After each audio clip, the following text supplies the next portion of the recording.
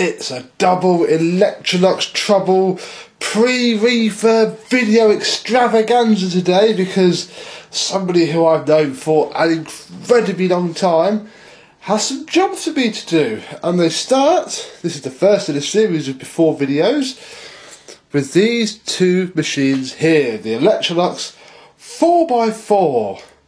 Let's have a look and see what we've got.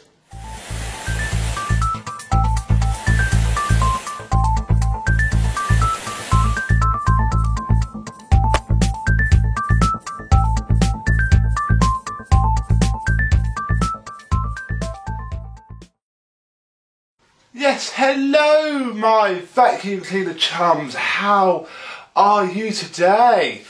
Many years ago, when I was just a small little boy, we would have been 14, 15, myself and a fellow collector, Mr. James Alexander, we used to send each other vacuum cleaners all the time. We used to post them out, receive them, and do what little collectors do and still do now. But recently he came to me with a bit more of a proposal. Could I refurbish some of his vacuum cleaners? I'm always up for this. I do it for some other people. So I said yes, of course. And today he came over to drop them off. So we're going to start with these two, because one is his and the other will be mine, because he said I can have this one as payment for doing this one, which is very kind of you indeed. Thank you, James. So what do we have? We have Electrolux 4x4 Z4460 from the early to mid 90s. We can date these-ish because there is a date wheel. So what we'll do is we'll pop my one to one side and we'll have a look at his. Now, first thing you will notice is they have 4 swivel casters. So the whole thing does flow very, very nicely indeed. I have had a scrap one of these before, but it never worked, and I did bin it. But I needed the hose, which is impossible to get hold of nowadays. But I have the hose now. So let me be close. We'll have a look at the machine itself first of all. We'll start off at the front, because in typical Electrolux fare, the top lifts up, and we have the 3 tools, very Dolphin-esque. In fact, they are almost exactly the same as Electrolux Dolphin tool. Certainly the very good condition dusting brush and upholstery tool. The clevis tool isn't. I have seen this design on Electrolux, so whether it's actually, in fact, it'll be my one over. I don't know what tools these have both got. I haven't really looked at it. No, this one has it as well. So very odd. Electrolux must have changed their tool design from the very nice ones that we so know and love. So there is that. We have the micro filter. Oh, that smells very... Oh, look. We have 2 Vorwerk air fresheners. James used to work for Vorwerk, so I imagine that's where they came from. I'll be honest, I'm going to take those out now because I'm not a massive fan of air fresheners. Certainly not on machines that I keep. I prefer to just make them really clean and smell nice. Now, oh crikey, how does this come back in? I think that's that. There we go. And then if we lift up on the other side, we lift up the tool tray and the top to reveal the bag, which is here and is basically a Dolphin bag, because as of the time of filming this, I am 12 vacuums in 12 month thing, my Dolphin. So that is exactly the same there. It has a bit, oh my god, there's 2 more freshness there. Crikey, James, how smelly is your house? Big pre-motor sponge filter there as well. The whole thing is, it's quite dusty inside really, that's the state of my finger. So yes, it needs a little bit of attention, let us be honest. Typical, same as the Dolphin. My Dolphin's got a pretty knackery top door. Now the thing we notice is the lack of buttons. There is one solitary on-off button. The cord rewind is one of those ones where you have, it doesn't actually stay out. at all. It's got a very smooth action. And wow, that's a very long cable. But the whole thing pulls itself back in at will. Apart from when the cable gets a bit tangled up and caught around the plug, it's a little bit slow. Come on. There we go. So you basically, it pulls itself around as and when you need it. I think Miele did that as well. So there is James's. Mine is very much similar, apart from mine has slightly different graphics on the door. James's does not have the 4460. At the back, there is a little door, and in this little door is where you can keep some spare filters, or an instruction manual, or a piece of cake if you get hungry whilst you vacuum. What there also is date wheels, and this piece of plastic here, dates from 1992. If we look under mine, I do not have any pieces of cake, but this dates from 1994, so this is the earlier one of the two. We'll close that. In fact, we'll take those filters out because we won't need those yet. And there we go, really. Let's plug this in and see what we can do. Ooh. Nah, all turning this on does is put that red light on. The real magic happens when you connect the hose with the electronic connection. In fact, you don't even have to connect the hose because it is infrared. So all one has to do, if I press min and point it at the machine, it turns on. It only works if you point it, because obviously this is early 1990s infrared technology. I had a Citroen ZX where you had to point the blipper directly at the rear view mirror, otherwise it wouldn't work.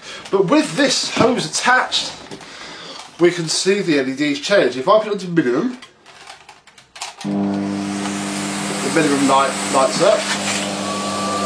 Back cool light won't work on minimum. If I stick it on maximum,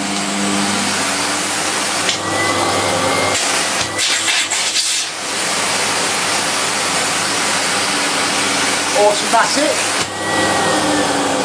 which has an automatic adjustment which puts the motor down when it detects a blockage.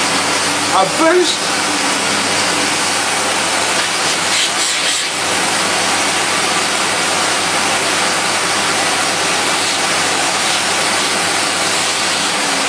puts the machine on a level of boost for about 20 seconds before it goes back down. Whew, that's smelling a little bit fruity. We have the telescopic wand, as per Electroluxes of the era. My Dolphin 4x4 had this exact wand fitted. And that is attached to the machine via the parking slot right there.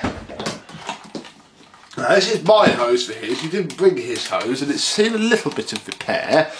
I'm going to be inclined to say I might leave that alone for now, just because it does work. So we can put the wand onto the hose and connect the floor tool, which is here. Now this isn't the floor tool that this should have come with. James can't find that, so he's given me this floor tool instead. But it's very much like the Miele Variomatic floor tools that I have seen.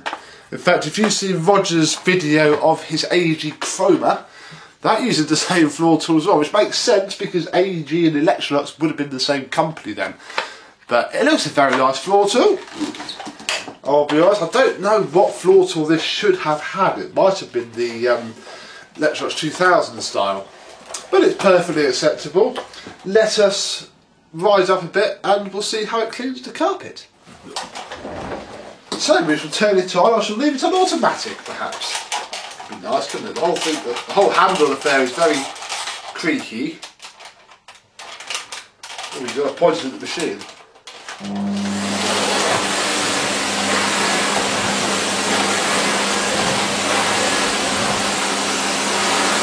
don't like that. Every time I pull back from the headless off, the motor speed changes. Let's stick it on maximum. Sounds like the motor's burning out. Oh, now James mentioned this about this portal. When you put it back, the rear lifts up, which takes a little bit of getting used to, but it's very nice.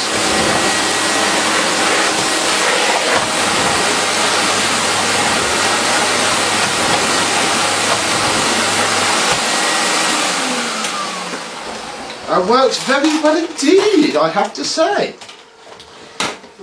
Now let's see what my one sounds like quickly before we round off this video for this small before. So I'll plug mine in. Mine has a HEPA flow bag there of sorts. The filters are a lot dirtier on mine, and I can't say that bag is incredibly good because it's got lots of fluff all around the edges, but we'll leave it in anyway for now. It's not going to see any real use until I'm done with it. So there we go. Yeah, it's on there, it's fine. I only have the upholstery tool and the crevice nozzle, which I'm not especially fussed about. And obviously mine won't turn on either. But watch this, if I push this on, they both turn on together.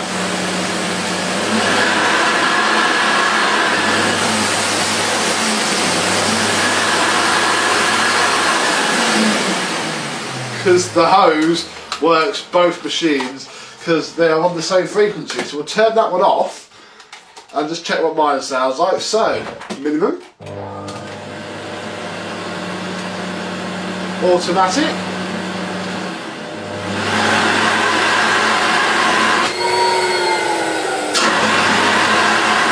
maximum,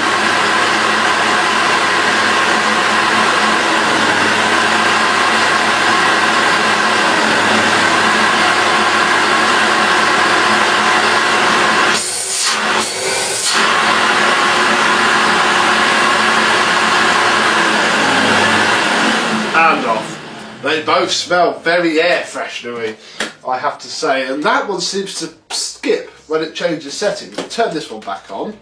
Minimum. Minimum. Come on. Batteries are getting low in this, I think. Come on. Wakey, wakey. There we go.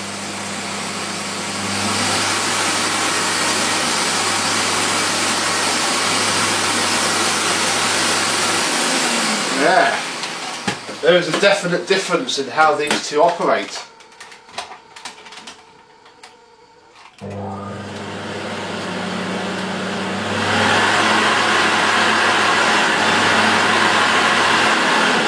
This one seems to dip slowly before it changes to the next setting. This one doesn't. But that could be a revision in the circuit board. Who knows? I'm not that fussed really. The cord reel on this one, however, does seem to work a lot better than the cord reel on this one, so I think I shall give Mr. James the better cord reel of the two, because I'm thankful for whatever really. So there we go, we have these two. All that is left really to show you is the big pile of spares that I've got to go with them. So we have some bags, some filters, some more filters, and some bags as well, and obviously the filters that we took out of the back of James's, which I shall be using to put fresh filters in them. So there we go, two quite rare. I know he paid an absolute fortune for these. I was quite surprised when he asked me if I wanted one, and obviously said yes, because he paid a pretty penny, I don't mind telling you that. But he's happy with it. I'm very happy to have one. Thank you very much, Mr. James, and hopefully when you next see these, they'll be a little bit more shinier because there's a lot of sort of surface. There we go. It all needs a bit of a buff and polish. They're not in bad condition at all. This one's especially not, but they can be better. And that is what we shall do. So thank you very much for watching this before video. I may not get both out for the after. I might just show the one. We'll see if I get them done. But I'll be prioritising the one that's going back before I do the one that's staying. So don't know what's happening with that yet. You'll find out in the after video. But for now, as always, thank you very much for watching, and I shall see you soon. Bye bye.